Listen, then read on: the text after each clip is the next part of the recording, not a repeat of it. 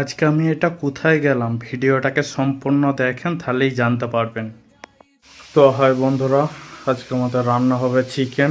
এই মা হাতে 300টা টাকা ধরিয়ে দিল, দিয়ে বললো চিকেন আনগা। যাবো এবার চিকেনের দোকানে, তারপর দেখাচ্ছি তোমাদের। চিকেন আনতে গিয়ে মনে হলো যে ওই দিকে তো যাবো, তাহলে দুটো পানির বোতলও নিয়ে যায়। যার জন্য এটার জন্য পানির বোতল দুটো নিয়ে নিয়েছি, দিয়ে ওখান থেকে পানিটাও ভরে নেবো। তো বন্ধুরা, এখন প্রথম যাচ্ছি আমরা পানিটাকে আনতে, তারপরে যাব আমরা মুরগির দোকান, তারপরে কি হচ্ছে না হচ্ছে দেখাই চলো। এখানে পানি নিলে খুব সুন্দরভাবে বোতল দুটোকে পরিষ্কার করে দেয়। পরিষ্কার করা হয়ে গেলে খুব সুন্দরভাবে পানি ভরে দেয়, এবং এখানেও দেখতে পাচ্ছেন যে কত পানির বোতল পড়ে আছে, এগুলো সব ভর্তি পানির বোতল।